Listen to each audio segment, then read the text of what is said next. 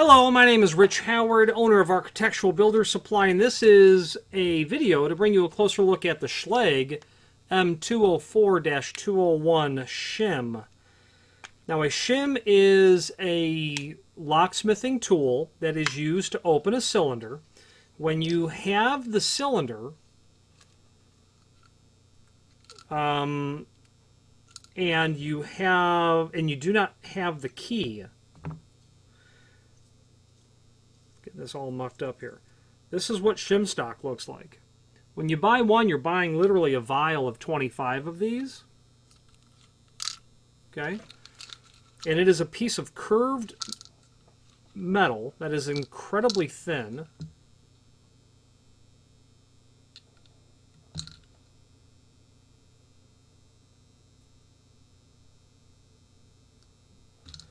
It's difficult to tell when you've got just one in your hand. So that's what it is. It's a piece of curved metal. And that radius of that curve, I would guess that radius to be 0.25 inch or thereabouts, because the effective plug diameter of Schlage is ½ inch. And the shim is 0.003 thick, 0.003, very, very thin. Overall length of the shim stock, 0.1449. So basically 1½ inch in length. What is a shim used for? It's a locksmithing tool that is used to assist you in getting the cylinder open when you do not have a working key for it. Shims are used when you have a single shear line. I'm not a locksmith, but I don't see how you would use it on side bit milling projects or side bar, or multiple shear line scenarios that you have to shim open. But for conventional standard type security, key and knob, key and lever, deadbolt, mortise, rim cylinders, shim stock is very effective at getting a cylinder open. And basically what you do in this video is not how to use a shim. I guess I'll make one soon. Is that you will insert this from the back side of the cylinder between the plug and the housing, that small tiny margin. That shim's going to work in there. And you're going to take a key blank and make sure that it's the proper length, meaning don't try to shim open a six-pin cylinder with a 5-pin key blank, because your blank won't reach that 6th chamber. And what happens, as you know, the blade of a key is tipped like this in the front. The tip of it is shaped somewhat like that.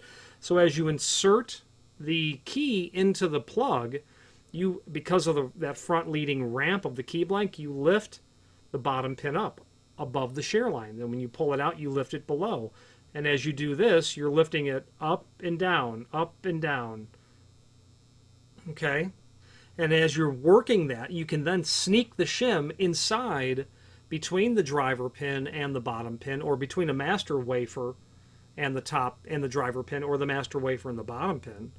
And then you can continue to sneak it down through as you get all the way from chambers 7 or 6, or 6 or 5, all the way up to chamber 1. And then you'll have created a shear line. You'll be able to easily just turn the cylinder plug open, pull your shim out, take your plug follower and push the cylinder plug through, and you're good to go. Shims are not going to allow you to pick a lock from the outside. You already have to have access, clear and clean access to the back of the cylinder to use a shim, but it's typical equipment to have in your keying kit. Why you would end up using it? Well, you might lock a cylinder up, meaning you might be loading the pins into the chamber because you have a key bitting array in your master job, where sometimes your bottom pins are below what would be the master key, and some are above the master key, so you can't really insert and pin to each key. You load the chamber 90 degrees, push it in, lock it, put your key in, doesn't work. Oh gosh, one of the pins are wrong, or you loaded it wrong. So then you can shim that cylinder open, dump the pins, and start over again. Or if a customer comes into you with a lock, here, make me a key for this.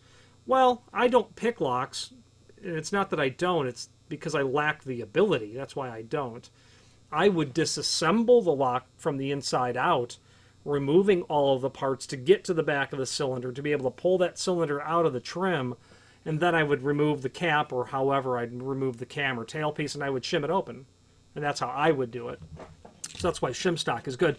One little one little trick is if you kink the front of your shim stock, take a scissors and just slice the front of it right off, right to the back side of that kink, because you can easily kink it if you've got the shim inserted and then you are pushing the key blank too hard. You'll kink the leading edge of the shim.